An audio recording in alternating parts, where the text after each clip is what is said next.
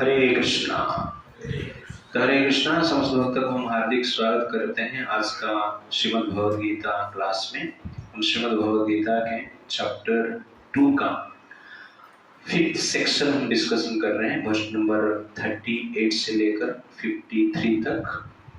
और ये सेक्शन का नाम है science of reaction free action और बुद्धि योगा।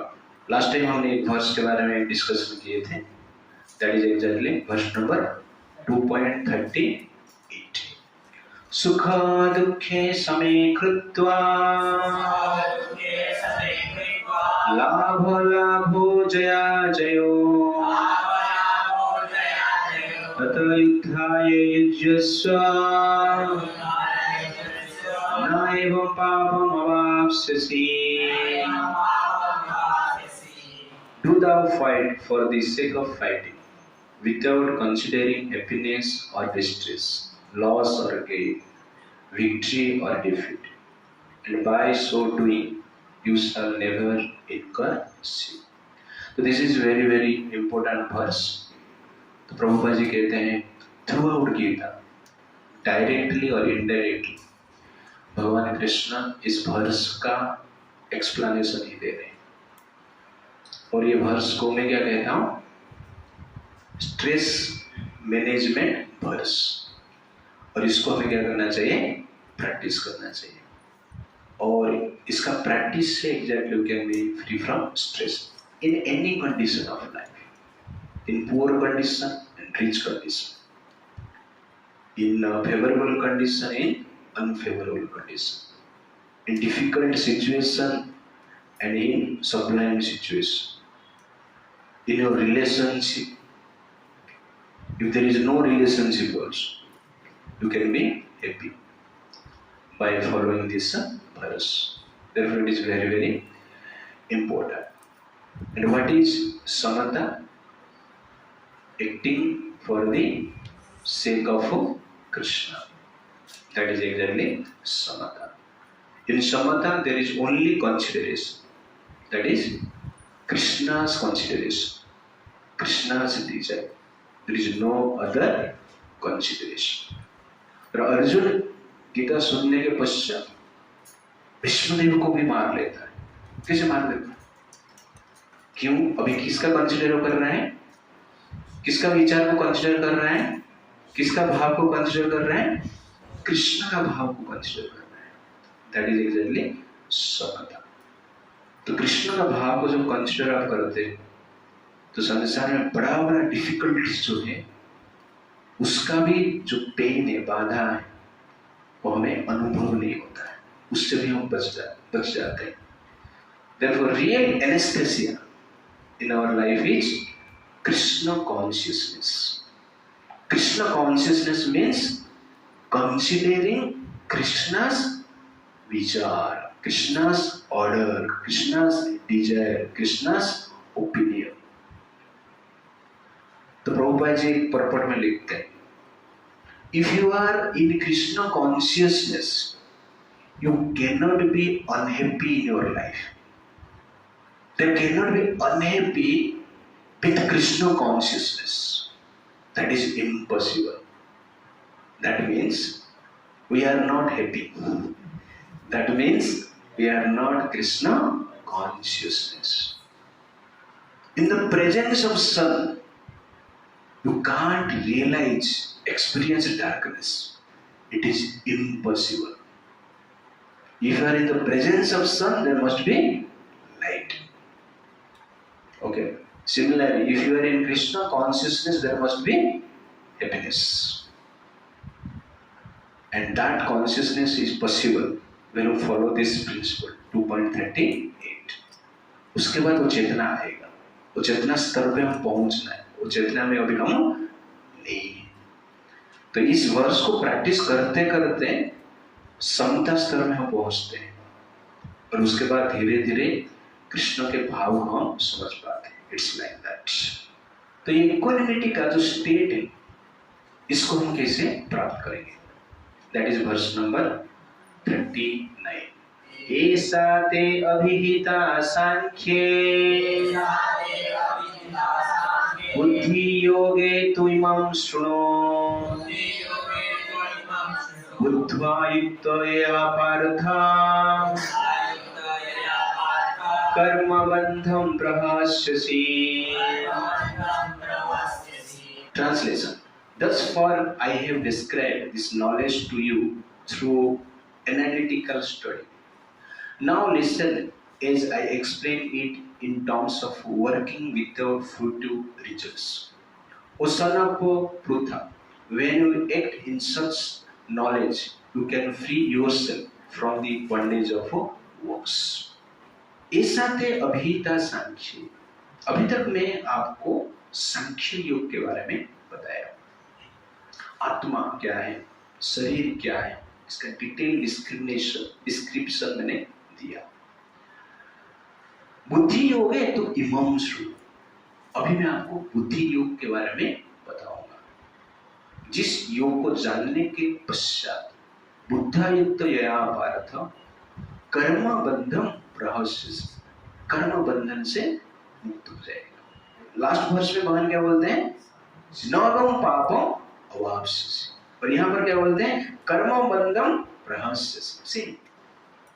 वहां पे बोलते हैं पाप नहीं मिलेगा, पाप का रिएक्शन नहीं मिलेगा, कर्म का रिएक्शन नहीं मिलेगा, और कर्म बंधन से मुक्त हो जाएगा. इसका अर्थ क्या है, जो बुद्धि योगा है किसके साथ कनेक्टेड है, समत्व भाव के साथ कनेक्टेड है. उस समता को कैसे प्रैक्टिस करना है, उस समता को प्रैक्टिस करने का जो विधि है, सिस्टम है, उसको क्या कहा जाता है, बुद्धि योग कहा जाता है. तो बुद्धि योग से हम समत्व के प्लेटफॉर्म पे आ सकते हैं. और पूरा गीता में भगवान एक योग के बारे में बता रहे हैं. क्या है वो, बुद्धि योग कहा जाता है. तो हमने भक्ति योग सुना, कर्म योग सुना, ज्ञान योग सुना, अष्टांग योग सुना, लेकिन रामदेव बाबा का योग सुना, लेकिन यहाँ पर भगवान क्या बोलते हैं, बुद्धि योग. और बुद्धि योग, भक्ति योग, कर्म योग, इस तीनों में कुछ अंतर नहीं से. क्या है डिटेल्स हम थोड़ा देखेंगे. व्हाट इज सांख्य योग. प्रभुपाद जी पॉइंट में लिखते हैं, अकॉर्डिंग टू द निरुक्ति और the Vedic dictionary, Sankhya means that which describes things in detail, and Sankhya refers to that philosophy which describes the real nature of the soul. So what is Sankhya, which describe the nature of body, soul, that is exactly क्या है, Sankhya. तो इसका details भगवान ने already बता चुके हैं. What is yoga? Yoga involves controlling the senses. Prabhupada जी इसका ट्रांसलेशन लिखते हैं. Yoga means controlling senses. Therefore, yoga starts when you try to control the senses. Yoga for भोगा, योगा फॉर एंजॉयमेंट, आजकल जनरल चल रहा है. That is not yoga. Yoga means sense control. This is the beginning of yoga. Yoga का ABCD क्या है, sense control, mind control. What is the last snare of माया. तो संसार में हर व्यक्ति भोग प्रवृत्ति के पीछे, हर व्यक्ति अपना स्तर पे भोग करना चाहता है. एनिमल्स अपना स्तर पे भोग करना चाहते हैं, गरीब लोग अपना स्तर पे भोग करना चाहते हैं, और रिच पर्सनैलिटी अपना स्तर पे भोग करना चाहते हैं. इन सब लोग का क्या चाहते हैं, भोग चाहते हैं. और सबसे एंड में जो भोग है वो जनरल क्या है, लास्ट स्नेयर ऑफ माया. तो भोग मतलब इन्फ्लुएंस ऑफ माया. लास्ट इन्फ्लुएंस ऑफ माया क्या है, मुझे भगवान बनना. That is the last influence of माया. उस तरह पे लोग भोग करना चाहते हैं. I want to become one with God. That is exactly last snare of माया, लास्ट इन्फ्लुएंस ऑफ माया. तो ये भोग प्राप्त करने के लिए संसार में लोग क्या करते हैं, सेंस कंट्रोल करके जीते हैं. संसार में नियम के अनुसार जीते हैं, वेद को फॉलो करते हैं. क्यों, स्वर्ग में एंजॉय करना है. ये झोपड़ी में क्या रखा है यार, देखिए नहीं. ये इटली, यू अंडरस्टैंड, ये कैलिफोर्निया, ये ऑस्ट्रेलिया, ओके ना, ये मालदीव, यहाँ पे क्या रखा है यार? वो कहाँ पे करना है? स्वर्ग में करना है। तो जो एंजॉयमेंट है, भावना है, सेम एंजॉयमेंट है, सेम स्टैंडर्ड ऑफ भोग जो है थोड़ा अलग है, थोड़ा हाई स्टैंडर्ड का भोग है, बट सेंस एंजॉयमेंट ही, इंद्रिय तृप्ति है, उसमें सेटिस्फेक्शन मिलेगा ही। और सबसे हाईएस्ट एंजॉयमेंट जो माया के द्वारा इन्फ्लुएंस होता है वो क्या है? मुझे भगवान बनना है, भगवान के साथ एक हो जाए, वो भी एक एंजॉयमेंट। प्रभुपाद कहते हैं that is the last snare of माया। और जो ज्ञान योगी रहते हैं, ज्ञान योग से व्यक्ति क्या चाहते हैं? भगवान के साथ हम एक हो जाएंगे। That is last snare of Maya. But भक्ति योग में स्पेशली क्या है? भगवान का हम सेवा करेंगे। तो ज्ञान योग में भोग का वासना है, कर्म योग में भी भोग का वासना है, और अष्टांग योग में भी भोग का वासना है। क्योंकि ये तीन योग में क्या चाहते हैं लोग? भगवान के साथ एक होना, ब्रह्म ज्योति में लीन हो जाना, ब्रह्म बन जाना। तो ये भी एक प्रकार की क्या है? एंजॉयमेंट की इच्छा है। और भक्ति योग क्या है? हमें भगवान बनना नहीं है, भगवान का सेवा करना है। कहां करेंगे? चलेगा, नरक में भी चलेगा, पालघर में भी चलेगा, और वैकुंठ में भी चलेगा। जिधर आप अपॉर्चुनिटी देंगे वहां पर सेवा करेंगे। दैट इज एग्जैक्टली क्या है? भक्ति योग। वहां पर भोग का भावना रहता नहीं। That is the point. What is बुद्धि योग? तो प्रभुपाद जी कहते हैं Arjun has already accepted Krishna as his spiritual master by surrendering himself unto him. Shishyasteham sadhimam tvam prapannam. Consequently, Krishna will now tell him about the working process of buddhi yoga or karma yoga. तो प्रभुपाद यहाँ पर बुद्धि योगा और कर्म योग को एक जैसे बता रहे हैं। और in other words, the practice of devotional service only for the sense gratification of the Lord. So what is buddhi yoga? The practice of devotional service only for the service or sense gratification of Krishna. That is buddhi yoga. अपना बुद्धि लगा के भगवान का सेवा करना, उसको हम क्या कहते हैं? बुद्धि योग कहा जाता है, भगवान का संतुष्ट के लिए। What is बुद्धि yoga? Acting for Krishna's satisfaction. That is buddhi yoga. Simple. तो this is exactly क्या है? Intelligence. Intelligence. बुद्धि मतलब इंटेलिजेंस, योगा मतलब कनेक्शन। अपना बुद्धि से भगवान के साथ जो कनेक्शन होने की जो प्रोसेस है उसको क्या कहते हैं? बुद्धि योग कहते हैं। आजकल लोग अपना बुद्धि लगा के भगवान से हम क्या हो जाते हैं? डिस्कनेक्ट हो जाते हैं। That is not buddhi yoga, that is buddhu yoga. Okay na? Therefore, real intelligence means connecting our intelligence with God's intelligence. Gita बता रहे ना, ये गॉड का बुद्धि है, पूरा गीता गॉड का बुद्धि है। तो अपना इंटेलिजेंस को भगवान का इंटेलिजेंस के साथ अलाइन करना जिस प्रोसेस से होता है उसको हम क्या कहते हैं? बुद्धि योग कहते हैं। That is the point. Therefore, accepting Krishna's intelligence is real sign of intelligent person. Action according to intelligence of Krishna is real sign of wisdom. When one's intelligence accepts Krishna's intelligence, that is buddhi yoga. Therefore, always try to understand Krishna's intelligence. कैसे पता चलेगा कृष्ण का बुद्धि क्या है? कौन बताएगा? Okay, पूरा गीता पूरा गीता क्या है? कृष्ण का इंटेलिजेंस है। आप कृष्ण का बुद्धि क्या है आपको समझना है, थोड़ी जाकर लेबोरेटरी में रिसर्च करेगा, गीता पढ़ो और उनके बुद्धि के अनुसार जो कार्य किए हैं उनका कमेंट्री पढ़ो। गीता पूरा कृष्ण का बुद्धि है, और भारतवर्ष में बहुत सारे लोग हुए हैं अपना बुद्धि लगा के कृष्ण का बुद्धि को डिस्ट्रॉय कर दिए। पूरा गीता कृष्ण का बुद्धि है। कृष्ण गीता में बताना चाहते हैं कि अहम सर्वस्व प्रभव, मैं सबका उद्गम हूं, मैं भगवान हूं, मेरा पूजा करो, मेरे शरण में आओ। ये कृष्ण का बुद्धि है।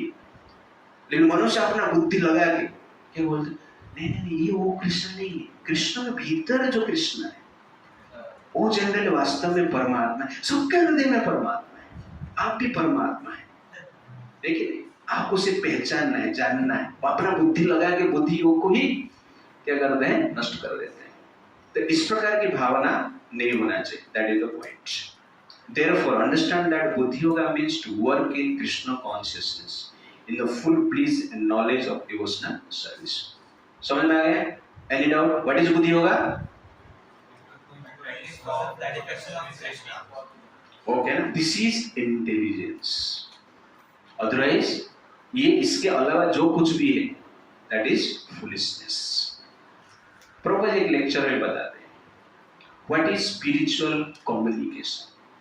तो यहां पर जो वर्ड यूज हुआ है बुद्धि योगे तो इमं शृणु, इसका क्लैरिफिकेशन देते हैं 10.10 में।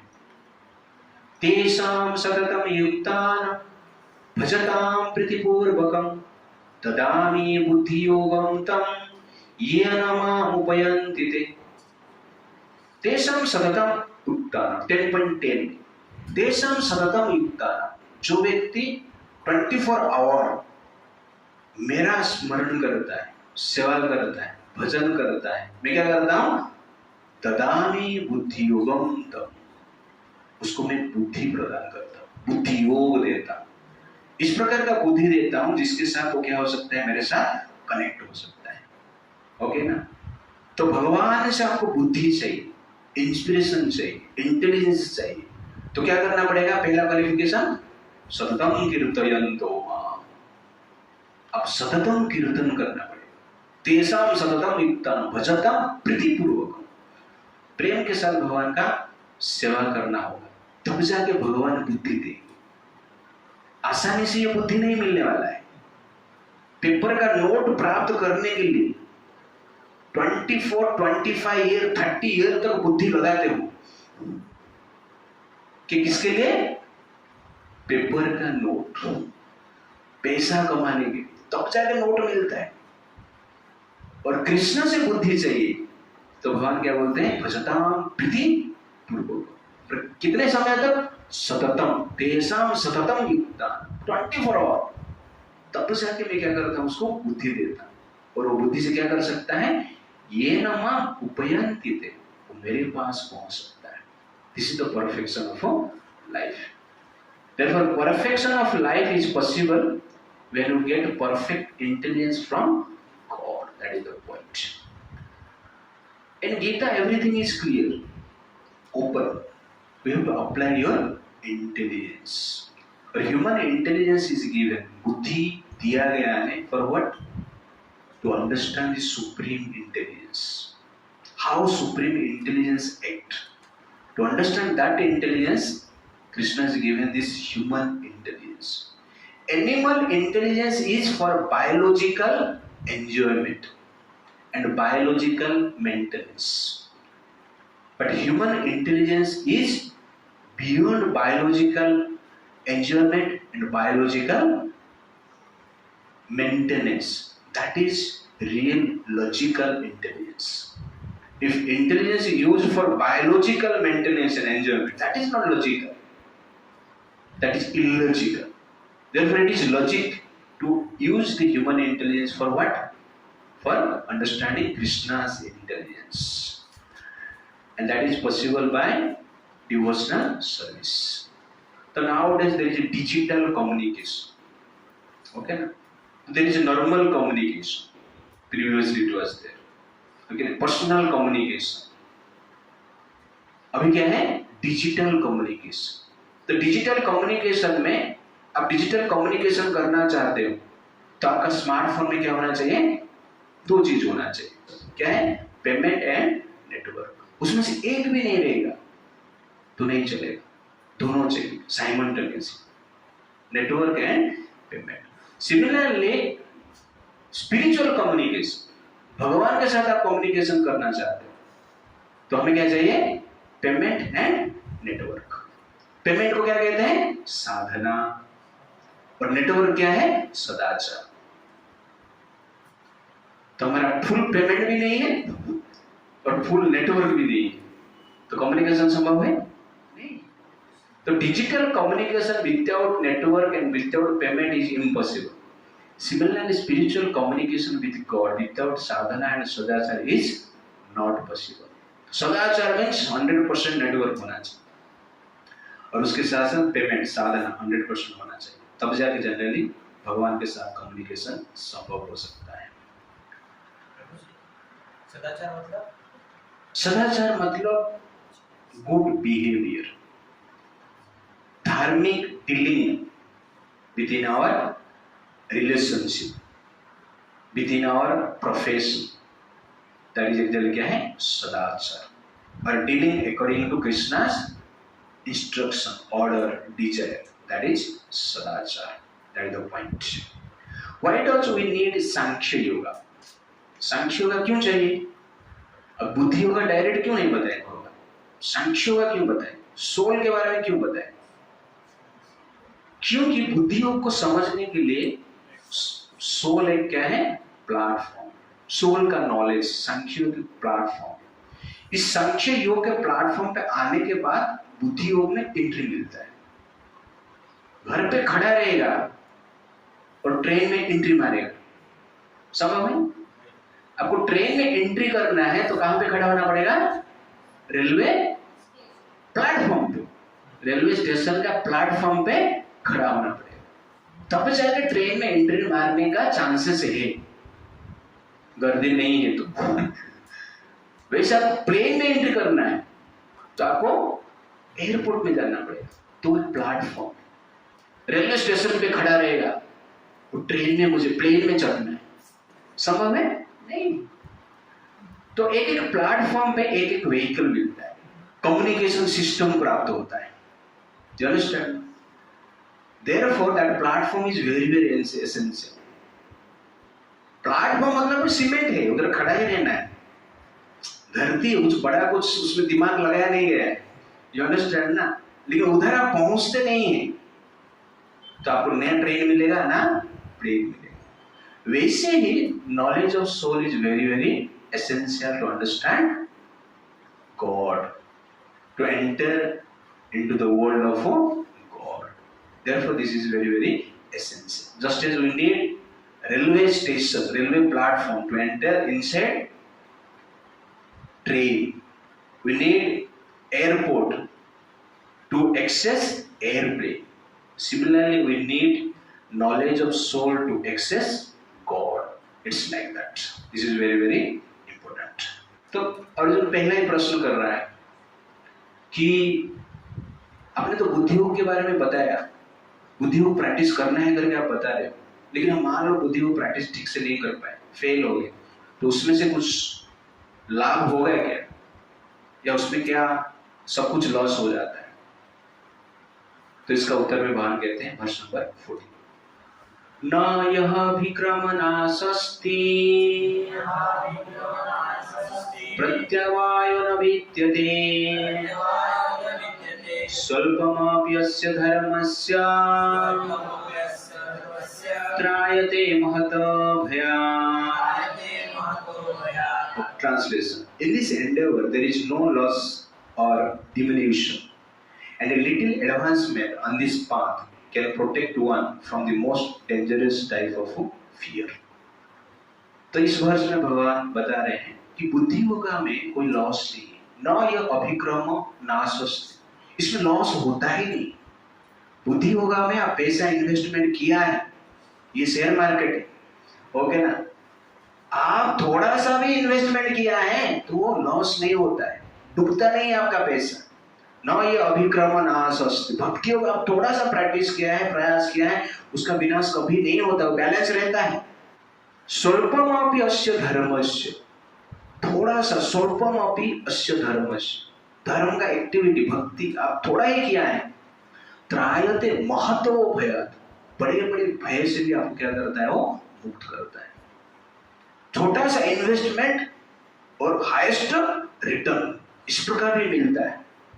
छोटा सा कर्म बड़ा बड़ा विपत्ति से बचा लेता है जब आप भक्ति भाव से करते हो। कहने का अर्थ है, जब आप भक्ति प्रैक्टिस करते हो, बुद्धियों को प्रैक्टिस करते हो, उसमें परफेक्शन आपको नहीं मिला है, परफेक्टली आप नहीं कर पा रहे हो, इम्परफेक्टली कर रहे हो, तो भी क्या है, उसका लाभ इस प्रकार है कि वो परफेक्ट स्टेज पे लेके जाएगा। Devotional service practice imperfectly, then that can also leads to perfect life। इस प्रकार पावर है भक्ति का। तो प्रभुपाद जी बड़पड़ में सुंदर भाव से लिखते हैं, What is the highest transcendental quality of work? Prabhupada ji कहते हैं, activity in Krishna consciousness or acting for the benefit of Krishna without expectation of sense gratification is the highest transcendental quality of work। Quality of work, काम का quality क्या है? कैसे test लाना प्रसादों में, वो नहीं है, लेकिन कैसे गाना गाना, कैसे कीर्तन करना, वो नहीं है, लेकिन कैसे अच्छी तरह से भगवान का श्रृंगार करना, क्या ट्रांसडेंटल क्वालिटी?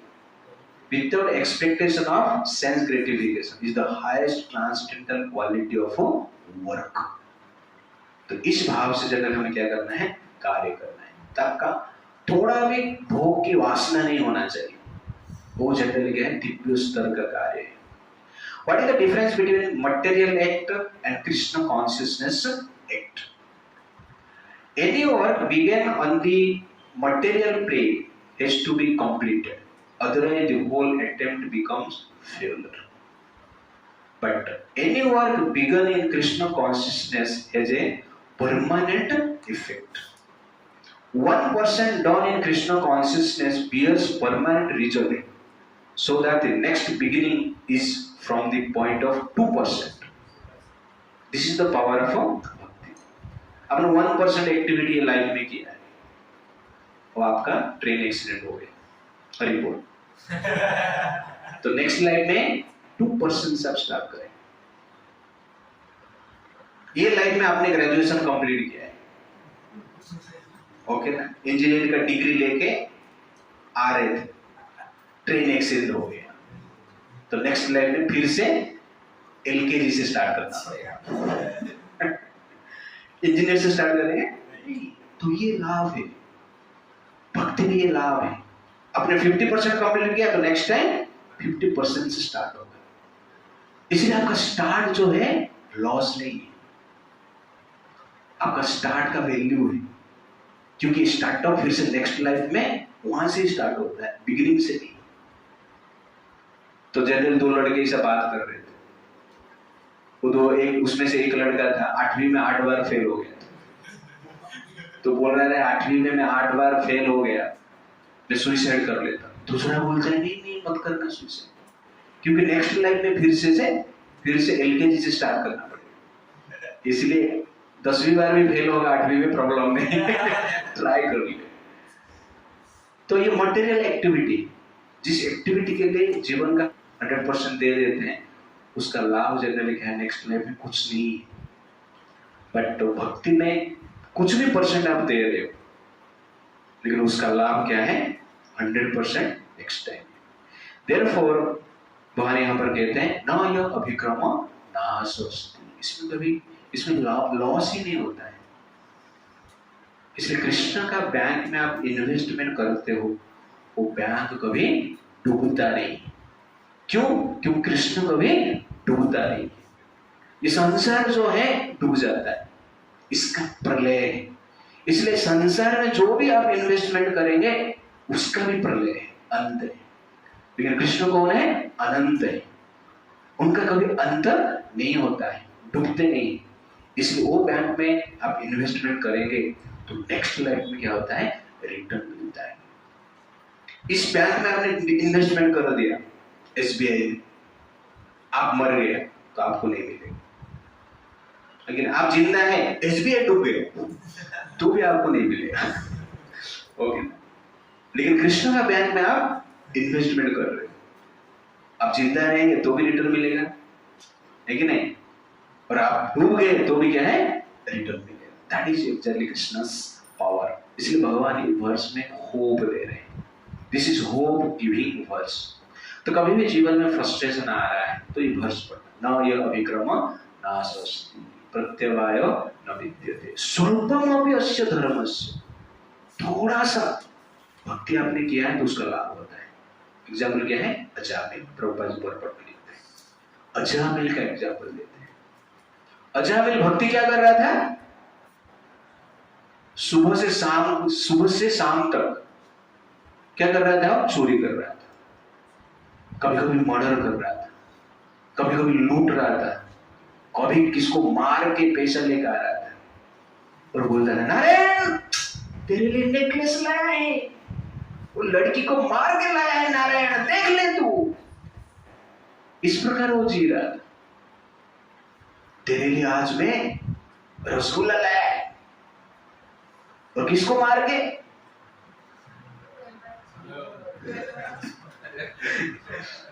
तो कहने का अर्थ है सब कुछ पाप कर्म दिन भर कर रहा था, अंत में आके क्या बोल रहा था? नारायण आपके लिए। भगवान खुश।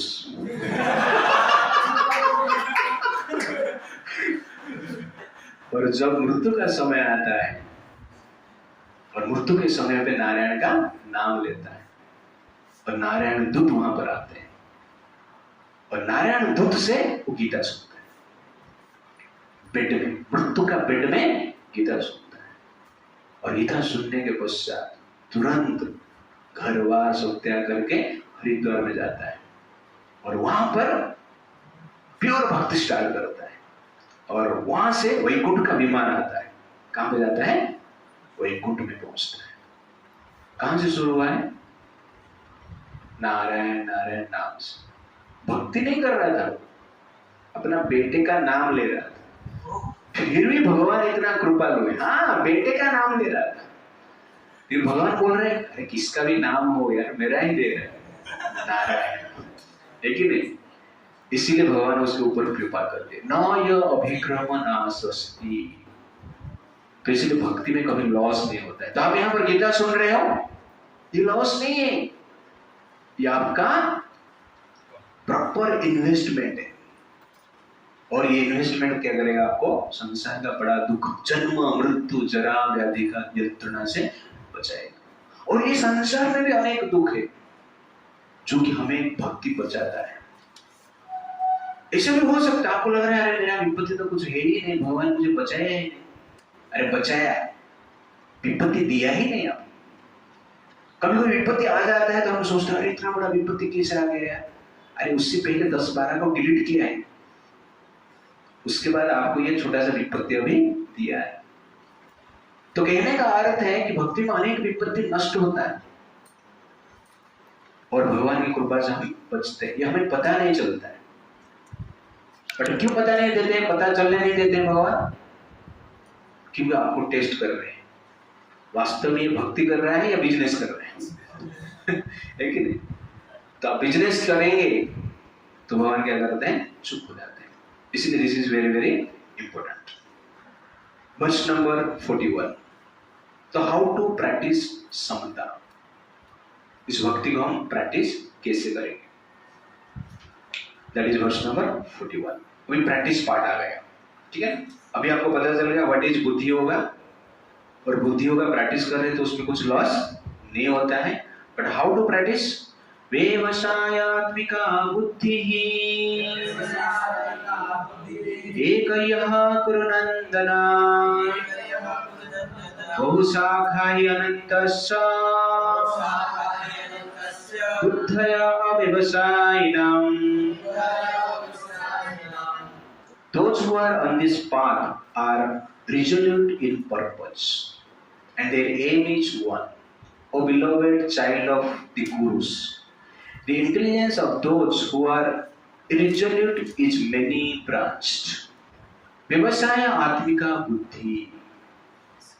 तो बुद्धि योग प्रैक्टिस करने के लिए आपका बुद्धि किसी प्रकार होना चाहिए। किस प्रकार होना चाहिए? व्यवसाय आत्मी का बुद्धि। आपका बुद्धि एक बिजनेस मैन जैसा होना चाहिए, जिसका व्यवसाय आत्मा है। उसको क्या बोलते हैं? व्यवसाय आत्मिक। लेकिन तो जिसका बुद्धि केवल पैसे के पीछे रहता है और कुछ सोचता नहीं। बिजनेस मतलब प्रॉफिट, बिजनेस मतलब मनी। कैसे बिजनेस करता है? कैसे चीटिंग करके भी पैसा कमाए। ओके ना? उसको क्या दिखता है? पैसा ही दिखता है। और वो पैसा के लिए, प्रॉफिट के लिए कभी कभी रात सोता नहीं, दिन भर घूमता रहता है, कभी कभी खाना पीना भी भूल जाता है। पैसा के लिए भूख को भी छोड़ देता है। पैसा के लिए पत्नी का बात नहीं मानता है। पैसा के लिए गर्लफ्रेंड को छोड़ देता है, बॉयफ्रेंड को छोड़ देते हैं। पैसा के लिए कुछ भी कर सकता है। इस प्रकार बुद्धि को हम क्या बोलते हैं? व्यवसाय आत्मिका बुद्धि। इस प्रकार पैसा कमाने के लिए जो बुद्धि है, उस बुद्धि को हम क्या कहते हैं? व्यवसाय आत्मिका बुद्धि। तो ठीक उसी प्रकार कृष्ण को प्राप्त करने के लिए इसी प्रकार की बुद्धि चाहिए। You understand? भक्ति और कृष्ण को प्राप्त करना है तो बुद्धि हमारा किस प्रकार होना चाहिए? जिसे धन को प्राप्त करने के लिए हम बुद्धि लगाते हैं, वैसे ही कृष्ण को प्राप्त करने के लिए बुद्धि लगाना होगा। You understand? एग्जाम है तो रात दिन पढ़ते हैं, इंटरव्यू है तो रात दिन पढ़ते हैं, पैसा कमाना है तो कोई भी कष्ट उठा सकते हैं, बॉस का गाली सुन सकते हैं। You understand? कितना भी पढ़ाई कर सकते हैं, कितना भी बुद्धि को स्ट्रेस दे सकते हैं, ले सकते हैं, इसलिए पैसा करें। वैसे ही कृष्ण के लिए कार्य करना है। जिस प्रकार बुद्धि हम पैसा के लिए यूज करते हैं, ठीक उसी प्रकार भाव से व्यवसाय आत्मिका बुद्धि, वो डिटर्मिनेशन से कृष्ण को प्राप्त करने के लिए हमें प्रयास करना पड़ेगा। कृष्ण के लिए कभी कभी रात को जागना पड़ेगा। कृष्ण के लिए कभी कभी किसके साथ युद्ध करना पड़ेगा। कृष्ण के लिए किसके कभी कभी चीटिंग भी करना पड़ेगा। कृष्ण के लिए कभी कभी किसको क्या है? मारना भी पड़ेगा। और कृष्ण के लिए कभी कभी शांत भी रहना पड़ेगा, अपमान भी सहन करना पड़ेगा। तो कृष्ण के लिए शारीरिक यंत्रणा, शारीरिक पेन और शारीरिक सुख को भी त्याग करना पड़ेगा, सहन करना पड़ेगा। दैट इज एक्चुअली क्या है? व्यवसाय आत्मिका बुद्धि। पता चल रहा है ना? इसलिए भगवान ये एग्जाम व्यवसाय आत्मिका वर्ड इसलिए यूज किए, किस लिए? Business minded intelligence.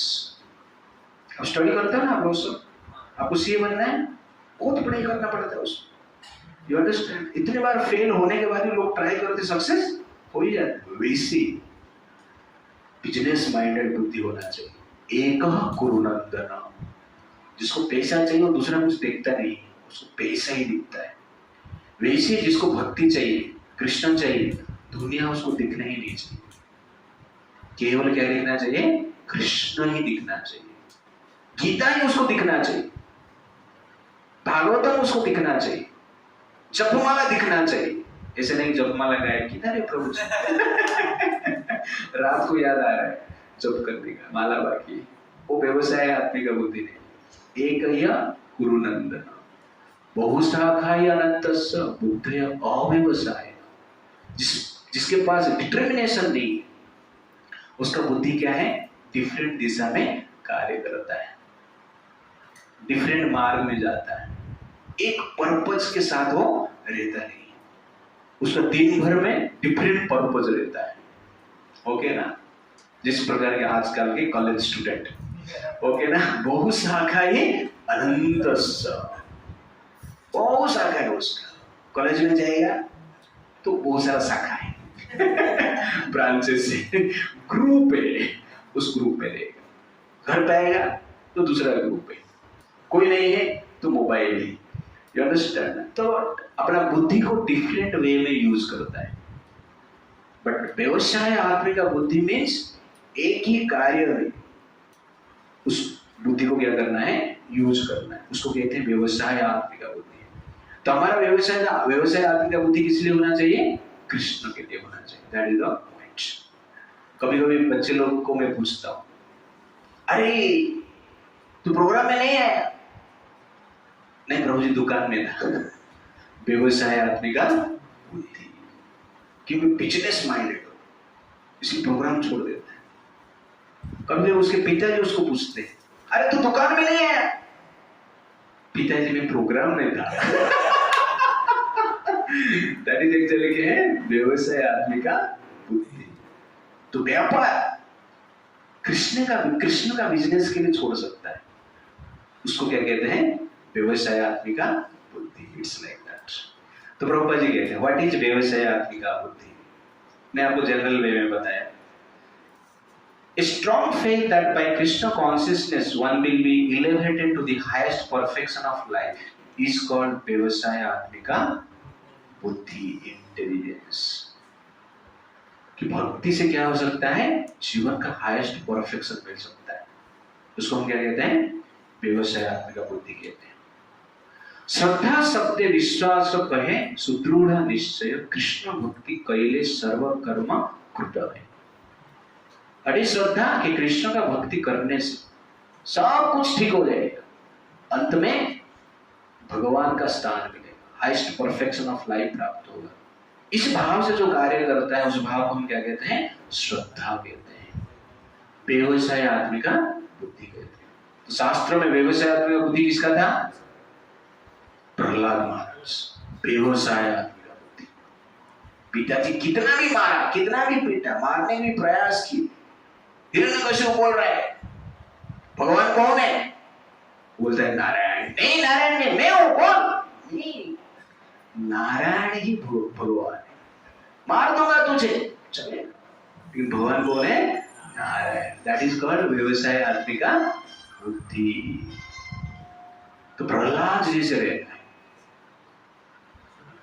तो पिताजी का आज्ञा को फॉलो करना शास्त्र का नियम है। पिताजी का आज्ञा का फॉलो नहीं करेगा तो कहां पे जाएगा? नरक जाएगा। और यहां पर प्रहलाद महाराज क्या कर रहे हैं? पिताजी का आज्ञा को फॉलो नहीं करते हैं और पिताजी को कहां पे भेज देते हैं? वैकुंठ भेज देते हैं। You understand? और स्वयं कहां पे जाते हैं? वैकुंठ जाते हैं। दिस इज व्यवसाय आत्मिका बुद्धि। प्रहलाद ने इन्वेस्टमेंट किया, ना यह अभिक्रम ना सस्ती, लेकिन प्रॉफिट किसको हुआ? हिरण्यकशिपु को, पिताजी को हुआ। दिस इज एग्जैक्टली क्या है?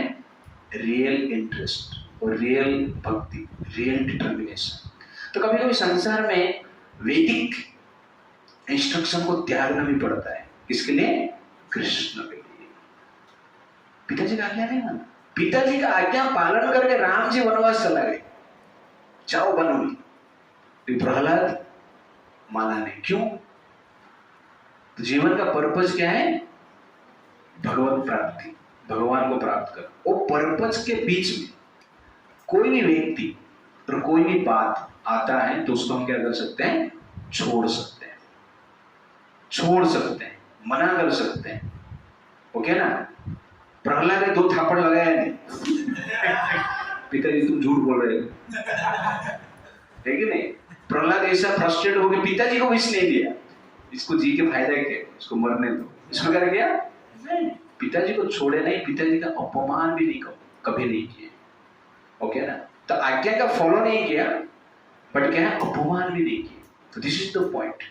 To have to maintain our सदाचार, at the same time we have to maintain our भक्ति साधना। That is the point. Okay ना? तो प्रहलाद महाराज एग्जाम्पल है व्यवसाय आत्मिका बुद्धि का। The result purpose of a person in Krishna consciousness is based on knowledge. The knowledge of Krishna. What is that knowledge which gives the resolute purpose?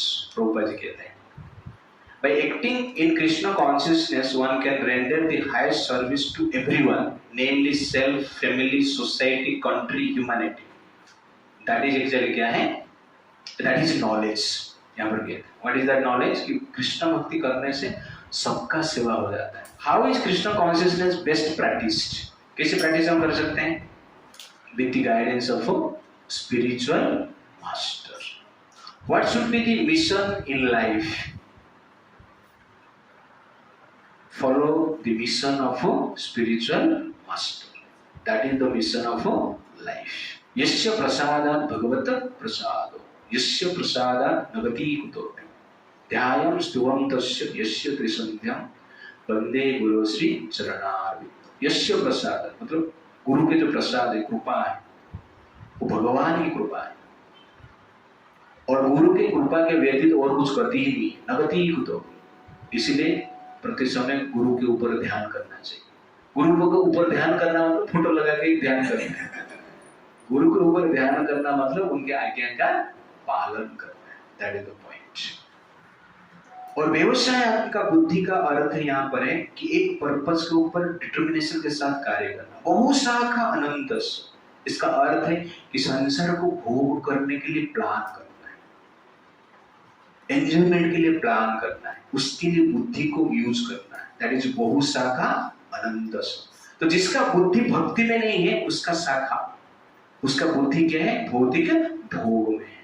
तो भौतिक भोग में प्रॉब्लम क्या है कि आप एक भोग की इच्छा करते हो और प्राप्त हो जाता है, तो उसके बाद भोग करने की इच्छा और स्ट्रांग हो जाता है.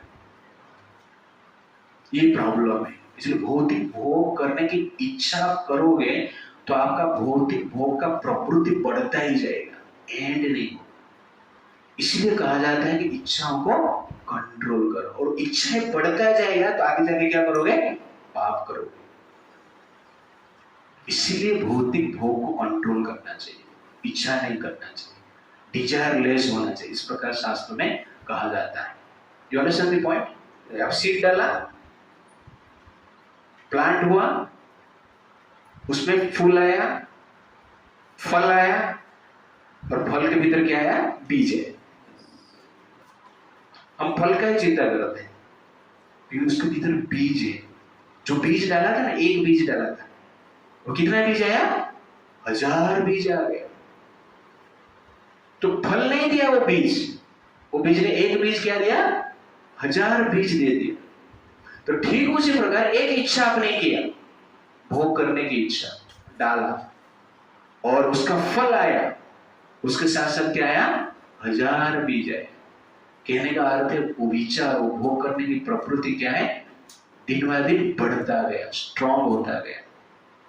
इसीलिए जनरल कहा जाता है कि भोग वृत्ति को आपको क्या करना चाहिए? कंट्रोल करना चाहिए. दैट इज बहुशाखा अनंतस्य बुद्धय अव्यवसाय.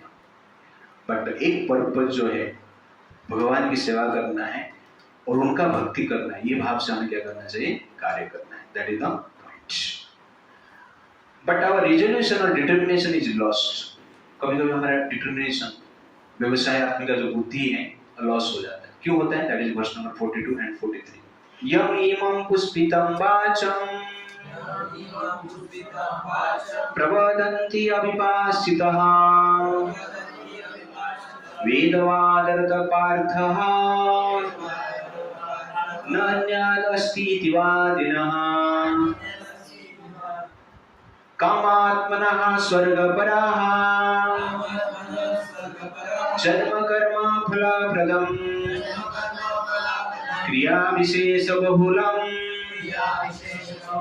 भोग ऐश्वर्य गतिं प्रति. Translation: Men of small knowledge are very much attached to the flowery words of the Vedas, which recommend various fruitive activities for elevation to the heavenly planets, resultant good birth, power, and so forth. Being desirous of sense gratification and opulent life, they say that there is nothing more than this. तो क्यों लोग determine हो नहीं सकते हैं? भक्ति में determination नहीं रहता है. उसका मेन कारण क्या है? यम पुष्पितम वाच. वेद में अनेक प्रकार की पुष्पितम वाच दिया गया है. पुष्पितम मतलब भोग करने की प्रॉमिस दिया गया है. क्या वेद को फॉलो करोगे, जियोगे इस प्रकार, ये उपासना करेंगे, ये यज्ञ करेंगे, तो क्या मिलेगा? स्वर्ग में नंदन कानन गार्डन के पास एक बंगलो मिलेगा.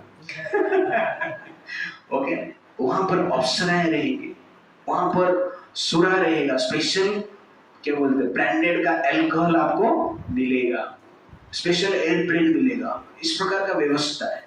ये ऑफर जनरल क्या करता है, वेद देता है यज्ञ उपासना से, और इसके द्वारा लोग आकर्षित होकर क्या करते हैं, भक्ति नहीं करते हैं, बुद्धियों को फॉलो नहीं करते हैं, और कर्म बंधन में गिरकर बार बार संसार में जन्म लेते हैं और मरते हैं, भोग करते हैं। इस प्रकार संसार में जनरल क्या करते हैं, वो जीते हैं।